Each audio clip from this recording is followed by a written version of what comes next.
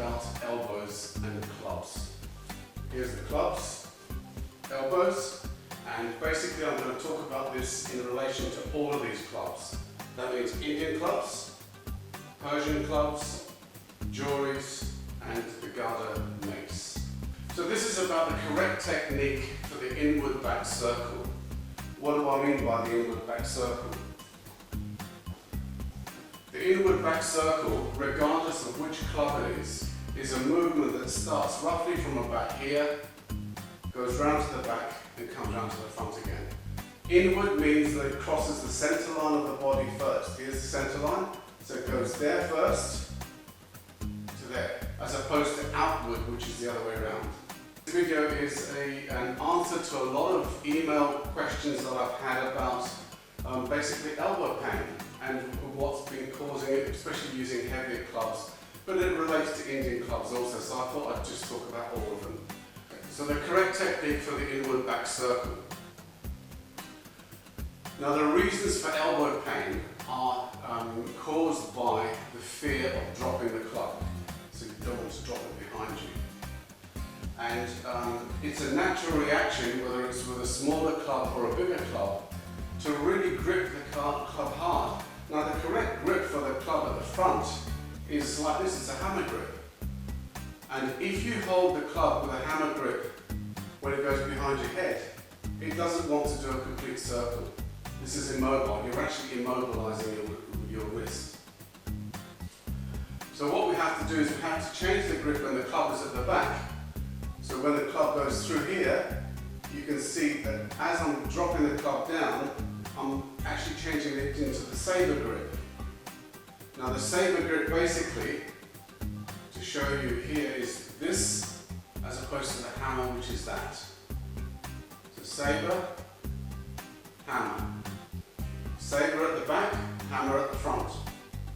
Now, the next thing I'd like you to do is to do this with me is basically we're going to look at disengaging the biceps. So what you need to do is to bring your arm right up here close to the ear, put your other hand on the biceps, and then we're going to lower the hand slowly behind the head, and you can feel the biceps tensing up. If you do this little movement, you can feel it tensing up. If you drop your hand right down, and I'm talking about to the neck of my neck here, the biceps disengages completely. Now that's the correct position for holding a club at the back, and the more heavy the club is, the more important that is. So basically, this is like a reverse lockout. And to demonstrate that, I just thought I'd do this with a kettlebell, which everybody knows, the kettlebell lockout. And basically, so we swing the kettlebell up to here, there's the lockout there. Shoulder down, locks out. With a heavier club, as the club goes back, there's the lockout here. But the difference between the two is that the kettlebell lockout is stationary, whereas this is a moving lockout. So you've got to move through this position. So you can try with the pendulum here. This lockout basically means that the club moves through it, comes through like that.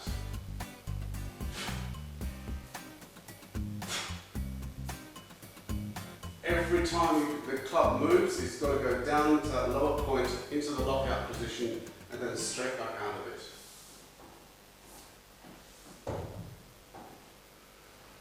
So, we're looking at disengaging the biceps, fully extending the triceps. So basically when your arm comes down here, your triceps is extended, but biceps is completely disengaged. And you've got the grip change. Now, in relation to the grip itself, I just wanted to make it quite clear that with the grip, the ball is your friend here. And the third finger, this one here, is the anchor. So the third finger on the ball means that when you change the grip at the back, it actually acts as an anchor and it stops the ball from slipping out of your hand. Have a look at the back.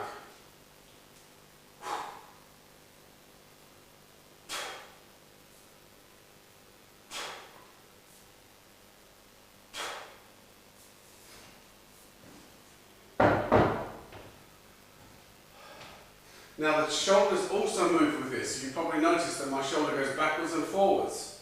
So as the club goes to the back, as I'm ready to swing the club, my right shoulder goes back. Why is it doing that? It's because it's making it, I'm getting the rest of my body out of the way, and my shoulder blades that are sticking out of the way, so the club can swing through, and then I bring it back by pulling it over my shoulder. So there's the push and pull. I mean, we've talked about push and pull in relation to the mace many times, but push and pull basically works for all of this too. You push the club up over your shoulder, let it drop and pull it through and down to the front again. Now there's one other thing that I want to talk about here, which I think is very important to mention right now. The traditional way of holding a Persian club basically is at about 100 degrees. Not here, there. As you tire, usually your hand starts coming up.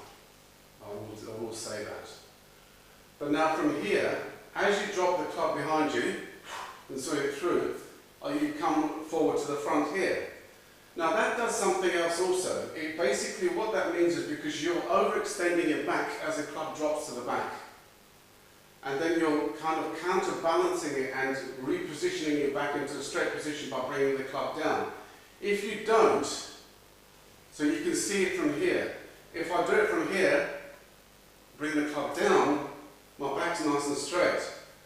If I bring the club up to here, my back's still arched. So you're putting strain on your back. And you don't want to do that. So basically, the technique should be that you arch your back as you swing the club, and it's a continuous movement. As it comes down to the front, you straighten your back. Now, I'm going to basically, with all that in mind, give you a quick demonstration of what I think is really, really important also, is the actual shoulder movements. And basically I'm going to do this with two clubs and the mace, and you'll see. So with the Indian clubs I'm going to do inward alternates, because we're talking about inward movement only here. Inward alternates.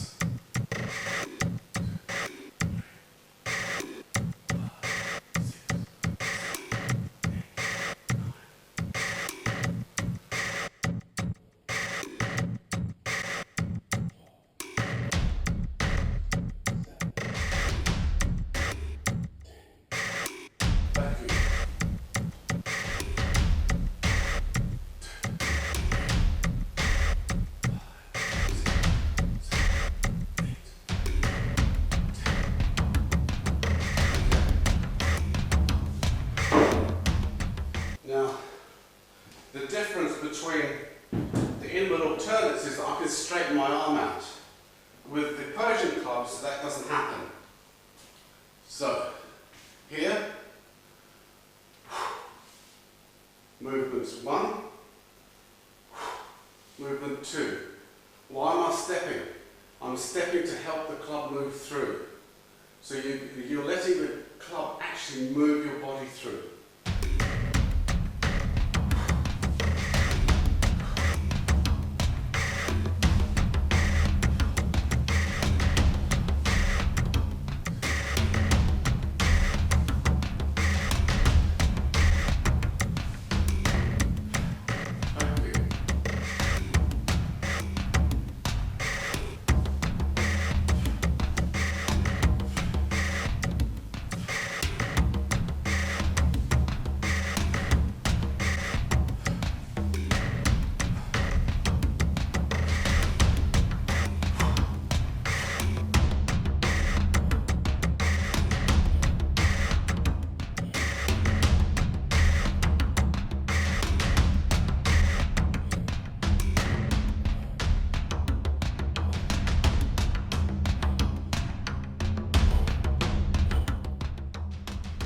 So one other thing that I think is worth pointing out here is the actual turns themselves.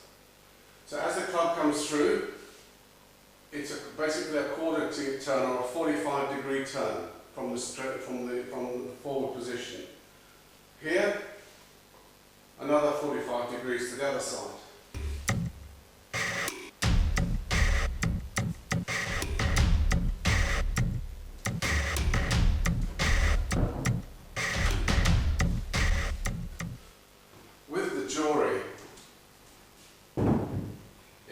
completely different situation. Because of the length of the club, the club has to, you have to turn right to the side here and right to the side there to be able to drop this club to the back.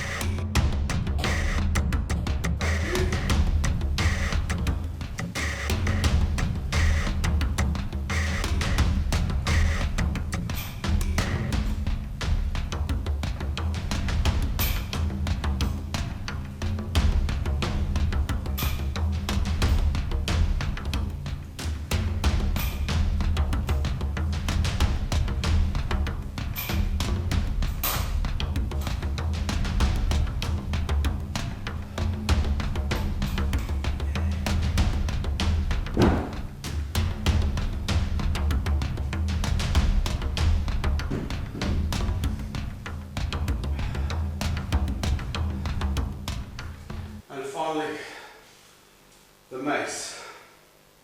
Now, first of all, I'm going to do some two-handed mace work, followed by single-handed mace work. And in the single-handed mace work in particular, you'll see what I've been talking about the full extension of the triceps, disengaging of the biceps every time. And obviously, the heavier the clubs get, the more important that is. So now, with the, just to sort of recap a little bit, we've done the inward alternates with the Indian clubs, Persian clubs, handheld shoulder casts with footwork and the clubs held at the front, the Jori, resting on my shoulders and swinging them from my shoulders, and the mace can be done, it's got a sort of bit of both in it, but basically the mace starts changing and going back to the Indian clubs because it's a continuous movement. So I'm going to start with some 10 to 2s, then 360s, one way and the other way without changing my grip, then 10 to 2 and a 360 joined together. So let's go with that first.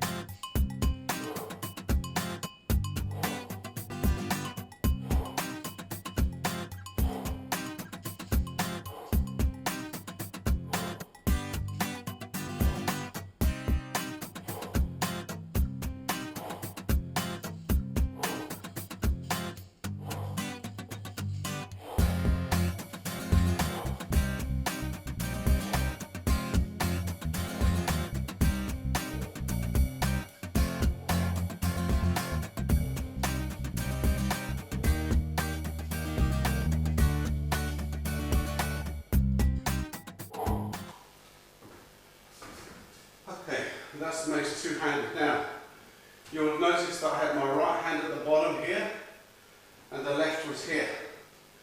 You should be doing that sort of exercise in both directions.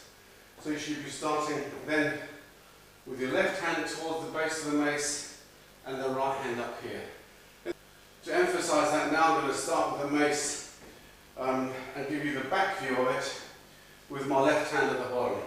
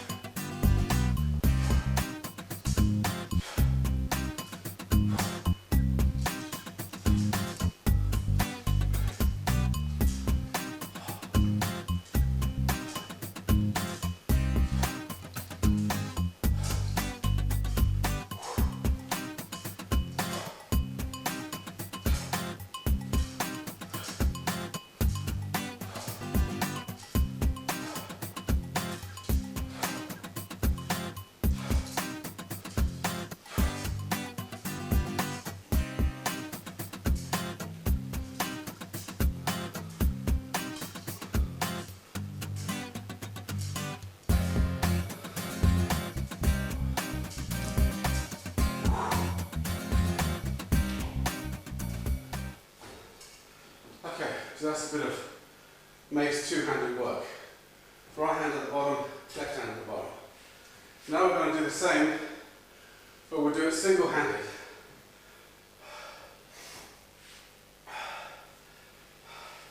So the first, I'll do single-handed 10 to 2s, that means changing either side.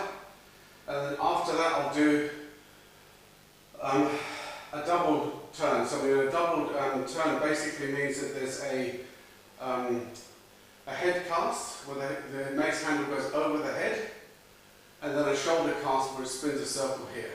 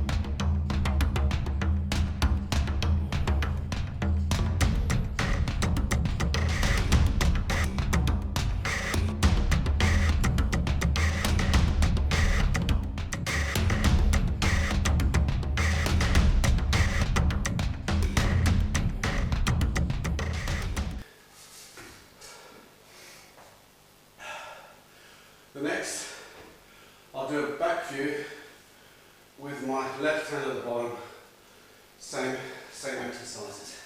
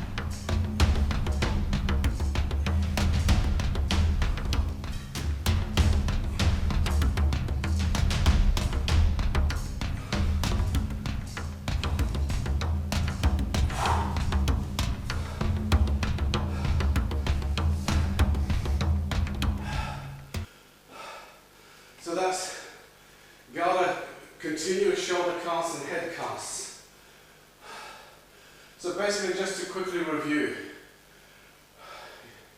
the reason for this video is to encourage everyone to basically relax your hand at the back. So remember that exercise. From here, if you forget, stop and do it. Drop your arm down. Make sure that your biceps isn't disengaged. Very, very important because it's going to protect your elbows. Now I'm going to tell you that I've been doing this for about 6 years now, and until I discovered this, the first 3 years were a nightmare. I used to hurt myself with the mace frequently, with the Persian Clubs frequently. And ever since I've started doing this, it's all got better. Sometimes I can feel a bit of a twinge there, but it's nothing serious. So it's so important for you to develop your own correct technique. And basically the way you're going to do this is to practice. Now, practicing in front of a mirror is a huge help because you can see that you're doing it properly. You can watch the movement, the clubs moving from one side to another. Your shoulders are moving from one side to another with the clubs. If you haven't got a mirror handy, put a video camera up and film it. Have a look at yourself straight away afterwards, see what you did wrong. I've picked up a lot of mistakes that I've made just by watching my videos over and over again. So that's about it. I mean, I wish you luck with all these 4 disciplines. And basically, I'd love you to leave a comment and tell me what you think about this video, if it's helped you or if there's anything else that you'd like me to discuss. And I'll see you in the next video.